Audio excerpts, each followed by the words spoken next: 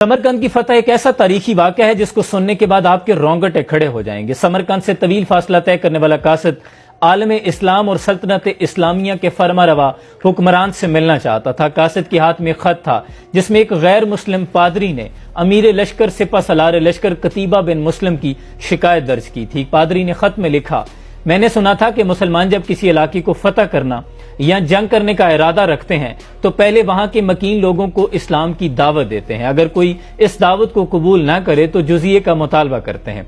अगर कोई दोनों शराइत को कबूल ना करे तो फिर जंग के लिए तैयार हो जाते हैं। लेकिन हमारे साथ ऐसा कोई भी मामला नहीं किया गया। रातों रात हम पे हमला किया गया और हमें मफ्तू कर लिया गया।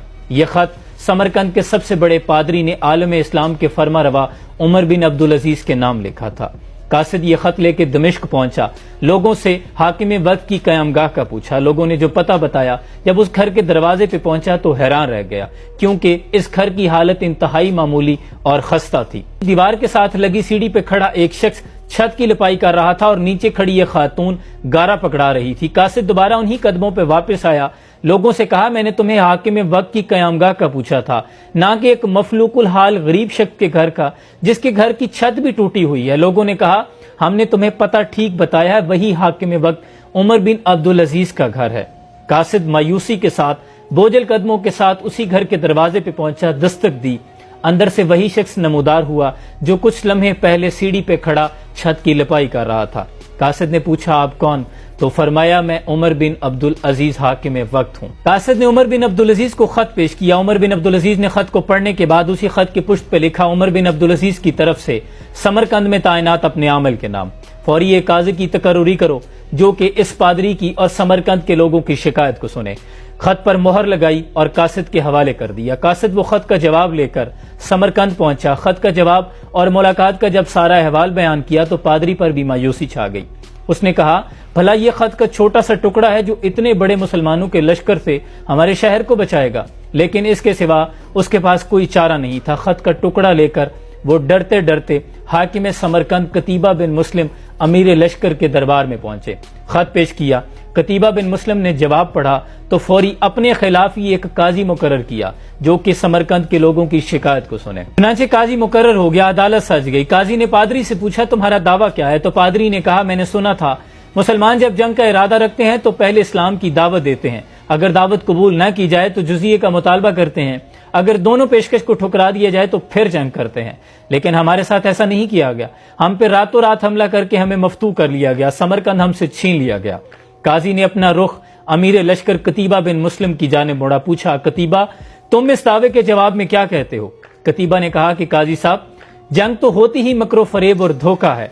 समरकंद इंतहाई खूबसूरत मुल्क था, जबकि इसके कुर्बो जवाहर में जितने मुल्क थे उनसे जब हमने जंग की, उन्हें इस्लाम की दावत कबूल करने का कहा तो उन्होंने कोई भी पेशकश कबूल नहीं की और जंग करने पर राजी हो गए।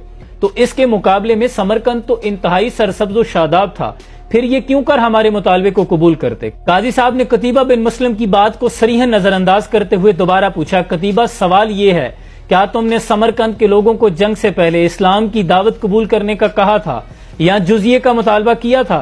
तो कतीबा बिन मुस्लिम अर्ज करते हैं कि काजी साहब, मैं पहले भी अर्ज कर चुका हूं कि हमने मौके को गनीमत समझा। रातों रात हम समरकंद को फतह कर चुके थे। हमने मौके से फायदा उठाया। काजी साहब ने कहा कि मैं देख रहा हूं कि तुम इकबाल जुर्म कर रहे हो। इसके बाद अदालत के पास कोई जवाब नहीं बचता कि वो कायम रहे और अपना फैसला न सुनाए। फिर गरजदार आवाज में काजी साहब ने कहा, तुम नहीं जानते कि अल्लाह ने इस्लाम को और मुसलमानों को फजीलत अदलो इंसाफ की वजह से बख्शी है, ना कि धोखादही और मौका परस्ती की वजह से। इसके बाद काजी साहब ने कहा कि यह अदालत फैसला सुनाती है कि समरकंद में मौजूद तमाम लश्कर इस्लाम, तमाम फौजी अहदेदारान और सिपा सलार अपने बीवी बच्चों समेत अपने इमलाक और माल गनीमत को यहीं पे छोड़कर शाम से पहले पहले समरकंद की हुदूद से बाहर निकल जाएं और कोई भी मुसलमान समरकंद में बाकी न रहे। और कतीबा बिन मुस्लिम को तनबीह करते हुए फरमाया कि कतीबा, अगर दोबारा यहाँ आने का इरादा हो तो समरकंद में पहले पेश की इतला या 3 दिन की सोचो विचार से पहले इस जानिब रुख मत करना।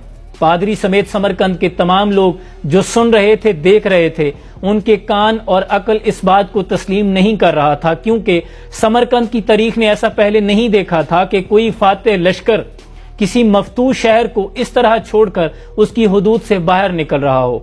लेकिन फिर काजी के फैसले पर عمل کیا گیا، تمام مسلمان لشکر قافلہ در قافلہ سمرقند کی حدود سے باہر نکلنے لگے۔ شام کے ڈھلتے ہی سمرقند کے لوگ کانوں میں آپس میں سرگوشیاں کرنے لگے کہ یہ کیسے لوگ ہیں، یہ کیسا مذہب ہے اور کیسے پیروکار ہیں، اور یہی کہنا تھا کہ لوگ دوڑتے ہوئے سمرقند کی حدود سے باہر نکلے اور تمام لشکر کو لا الہ الا اللہ محمد رسول اللہ کا اقرار کرتے ہوئے لشکر کو واپس سمرقند میں لے آئے اور کہنے لگے کہ آپ ہی اس شہر کے حاکم ہیں، آج کے بعد ہم آپ کی رعایا ہونے پہ فخر محسوس کرتے ہیں۔ تاریخ نے دیکھا کہ پھر دین رحمت دین اسلام نے سمرقند پہ ایسے نکوس چھوڑے کہ پھر ایک طویل عرصے تک سمرقند مسلمانوں کا دارالخلافہ بنا رہا، اور کبھی رحمت دو عالم سرور کائنات صلی اللہ علیہ وسلم کی امت ایسی بھی ہوا کرتی تھی۔ کبھی اے نوجوان مسلم تدبر بھی کیا تو نے، وہ کیا گردوں تھا تو ہے جس کا ایک ٹوٹا ہوا تارا، اور یہ غازی یہ تیرے پراسرار بندے جنہیں تو نے بخشا ہے ذوق خدائی، دو نیم ان کی ٹھوکر سے صحرا و دریا، سمٹ کر پہاڑ ان کی ہیبت سے رائی۔ اور کبھی اے تصور پیدا کر منظر وہ صبح و شام تو، دوڑ پیچھے کی طرف اے گردش ایام تو۔ اللہ مسلمانوں کو دوبارہ وہ کھویا ہوا وقار عطا کر دے، اور وہ جو اقبال کا خواب تھا کہ نکل کر صحرا سے جس نے روما کی سلطنت کو الٹ دیا تھا، سنا ہے یہ قدسیوں سے میں نے، وہ شیر پھر ہوشیار ہوگا۔ اپنا بہت سا خیال رکھیے، سلام پہنچے۔